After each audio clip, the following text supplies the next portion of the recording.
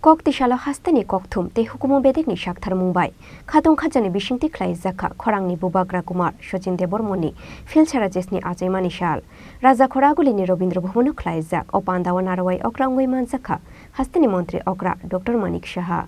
Manzaka hastani kasam Deputy CM Jishnu Deborma te ICA bedekni Secretary PK Chakraborty Akoshong. 1 October shal maribo hakotorni khorangni Raja Kumar Shochin Debormoni Filchara jesni ajaimani shal. Awani bagai bishi burumbrumni haike taklaibo khatung khajani bishingtei haste ganango yasak zakha Kumar Shochin Debormoni Filchara jesni ajaimani shal. Koktishala hasteni kokthum te hukumo bedekni shakthar Mumbai khatung khajani bishingti khlai zakha khorangni Bubagra Kumar Shochin Debormoni Filchara jesni ajaimani shal. Raja khor agulini Robindra Bhumono khlai jak opandaw narwai okra ongoi manzakha hasteni mantri okra Dr. Manik Shaha. Manzaka hasteni kasam Deputy CM Jishnu Deborma te ICA bedekni Secretary PK Chakraborty Akoshong. Pandawa kok shanani thangai hasteni kasam Deputy CM Jishnu Deborma Shakha. বাহাদুরকে ডেকে নিয়ে এসে ত্রিপুরাতে আবার উনি বাস করতে শুরু করলেন এই জায়গায়। এই রবীন্দ্র ভবন যেখানে আছে ওনাদের বাড়ি ছিল এখানে। এবং বীর বিক্রম মানিককে যখন নাবালক এবং ত্রিপুরা তখন ঋণে জর্জরিত, তখন রাজ্য পরিচালনা করার যে দায়িত্ব সেটা নবদ্বীপ বাহাদুরকে দেওয়া হয়েছে। এটা কাউন্সিল তৈরি করা হয়েছে, সেই কাউন্সিলের চেয়ারম্যান ছিলেন নবদ্বীপ বাহাদুর, অর্থাৎ সৃষ্টিকর্তার পিতা। এবং বীর বিক্রম মানিক যখন রাজা হয়েছেন তারপরেও ত্রিপুরার সবচেয়ে বড় অ্যাওয়ার্ড যাকে বলে হাইয়েস্ট সিভিলিয়ান অ্যাওয়ার্ড, আজকে যেমন ভারত রত্ন আছে, তখনকার দিনে কি ছিল মহামান্যবর। এই মহামান্যবর উপাধিতে ওনাকে ভূষিত করা হলো বীর বিক্রম মানিকের সময়। এরপরেও আমরা যখন বম্বে যেতাম আমার মার সঙ্গে, আমরা যেতাম ওনার বাড়িতে। জুতে বাড়ি ছিল, নাম ছিল দি জেট। উনি আবার খুব ফুটবল পছন্দ করতেন, মধ্যে মধ্যে আমাকে নিয়ে ফুটবল ম্যাচ দেখাতেন গিয়ে। আমার কাছে অদ্ভুত লাগতো যে একটা গায়ক, একটা শিল্পী বলে ফুটবল ম্যাচ দেখতে হবে।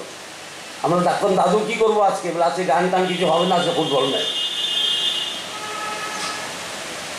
এবং শেষ দেখায় ওনার সঙ্গে আমাদের শিলংয়ে, উনি শিলংয়ে এসেছিলেন, আমাদের দেখেছেন। আমার মাকে খুব পছন্দ করতেন। এবং শিলংয়ে আমার মনে আছে তখন আরাধনা ফিল্ম, আমাদের সময় আরাধনা ফিল্ম, মুখ্যমন্ত্রী জানবেন, আরাধনা ফিল্ম তখন খুব সুপার ডুপার হিট।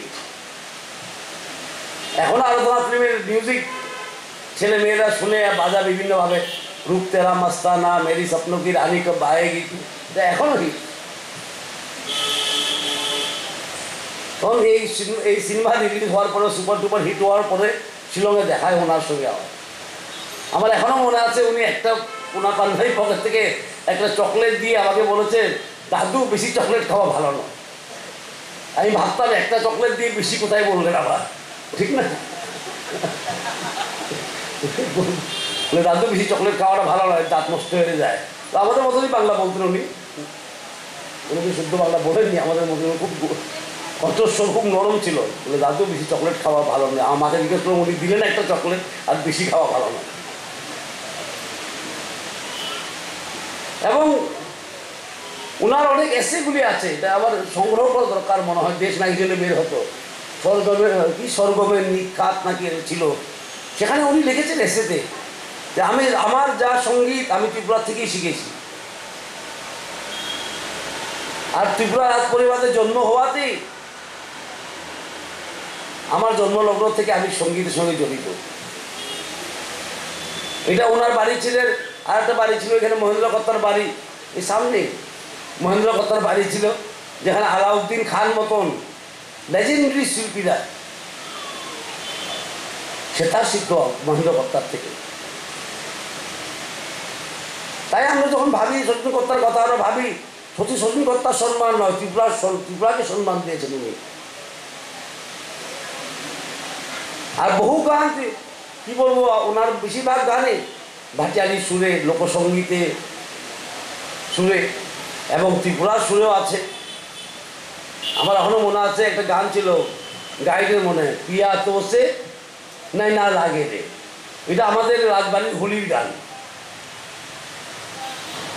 এটা খুব সুপার ডুপার হিট, কয়েকদিন আগে গিয়েছে শোনালো আমাকে, নতুনভাবে গিয়েছে কেউ একটা, বেশ ভালো লাগলো। সেটা আমাদের রাজবাড়ির হোলির গান ছিল, পিয়া তো সে নাই না লাগে রে। হোলির জায়গাও আছে কিছুটাতে, লাস্ট পার্টে মনে হোলির গানটা আছে না এটাতে। সুতরাং ত্রিপুরার সঙ্গে সবসময় যুক্ত। একটা কেস হয়েছিল নবদ্বীপ বাহাদুর এবং বিচন্দ্র মানিকের আমলে, সে বহুদিন আগে। তারপরে মনোমালিন্য হয়ে চলে গেলেন কোথায়, কুমিল্লায়। বীরেন্দ্র কিশোর মানিকও কুমিল্লাতে ডেকে নিয়ে আসলো না, কিন্তু টাকা এসে পড়ুন, রাজ্য চালাতে হবে। বীরেন্দ্র কিশোর মানিকের মৃত্যুর পর বীর বিক্রম নাবালক ছিল, উনি দেশ চালিয়েছেন। আবা হাইকেন পান্দাও কক সানানি থাঙ্গই হাস্তিনি মন্ত্রী অকরা ডক্টর মানিক সাহা শাখা। শচীন দেববর্মন একজন, আমরা সবাই জানি যে কালজয়ী শিল্পী, সুরকার ও কিংবদন্তি সঙ্গীত পরিচালক, এবং আমরা ছোটবেলার থেকে ওনার নিজের কণ্ঠে এবং অন্যের কণ্ঠে ওনার যে গান এবং সুর আমরা মানে ছোটবেলার থেকে আমরা শুনে আসছি, এবং বিস্তারিত এখানে ওনার সম্পর্কে এখানে আলোচনা করেছেন। আমি যখন এখানে প্রথমে আসি, আমি আমাদের জিষ্ণুকর্তার সাথে যখন কথা বলছিলাম, আমি বললাম আজকে এখানে এসেছি খালি আপনার কথা শোনার জন্য, কারণ আপনাদের ফ্যামিলির উনি একজন ব্যক্তি, লিজেন্ড ব্যক্তি। তো ওনার সম্পর্কে আমরা ওনার কাছ থেকে সত্যিই শুনলাম অনেক কিছু, এবং ওনার সম্পর্কে যখনই আমি দেখি, যখন মানুষ একটু উপরের দিকে যায়, অনেক নামি দামি ব্যক্তিদের বিভিন্ন সময় বিভিন্ন গল্পও কিন্তু তৈরি হয়। যে কথাটা এখানে বলা হচ্ছে যে ফ্যামিলির থেকে চলে গেছিল, ফ্যামিলির সাথে যুক্ত নয়, সেটা কিন্তু খণ্ডন করেছেন আমাদের প্রাক্তন উপমুখ্যমন্ত্রী জিষ্ণুকর্তা। তো এরকম হয়, কিছু করার নেই। ত্রিপুরাতে আমি এবার মুখ্যমন্ত্রী হওয়ার সুবাদে বহু জায়গায় আমি গেছি। আমাদের সবাই জানেন, এখানে বারবার একই কথা আমি বলবো যে আমাদের 19 ট্রাইবস এখানে আছে ত্রিপুরাতে, জনজাতি। এবং ওখানে যাওয়ার পর ওদের যে বিভিন্ন যে জনজাতি গোষ্ঠীর যে তাদের কৃষ্টি, সংস্কৃতি, পরম্পরা না গেলে বোঝা যায় না, এবং সেটাকে পুঁজি করে যে উনি ওনার যে অবাধ বিচরণ ছিল, যে রাস্তা মানে যে রাস্তা দিয়ে চলতেন, ত্রিপুরার যে গ্রাম গঞ্জ, নদী নালা, এইসব দেখে কিন্তু উনি মানুষ হয়েছেন। এবং তার থেকেই ওনার যে সৃষ্টি, যেটা এখানে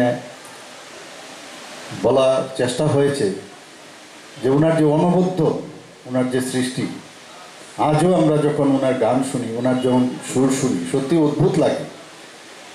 ধ্রুপদী সঙ্গীত এবং সেই আপনার পল্লী গীত এবং সাংস্কৃতিকের যে ধরনের ওনার মধ্যে ভাবধারা, সেটা কিন্তু অন্য আমার মনে হয় আর কোনো যারা সুরকার ভারতবর্ষের সৃষ্টি হয়েছে এটা কিন্তু আমরা দেখতে পাই না। এবং আমরা জানি যে উনি ওনার যে এডুকেশন ছিল, আইএ পাস করেছে, আইএর পরে বিএ পাস করেছে, এমএ পড়তেও কলকাতায় উনি ভর্তি হয়েছিলেন। কিন্তু যেহেতু উনি এই গান বাজনার দিকে উনি আকৃষ্ট হয়েছেন, সেটা পুরোটা কমপ্লিট হয়নি। বাংলাতে ওনার প্রচুর উনি সুরও দিয়েছেন, গানও করেছেন। 30 দশক থেকে আরম্ভ করে প্রায় 70-75 আমরা দেখেছি ওনার গান, আমরা শুনেছি যে মৃত্যুকালেও উনি গান করেছেন, সেই বিষয়টাও এখানে রাখা হয়েছে। রাজা খরাগুলি নিশিমি অমিত নিকথম চিনি খরা।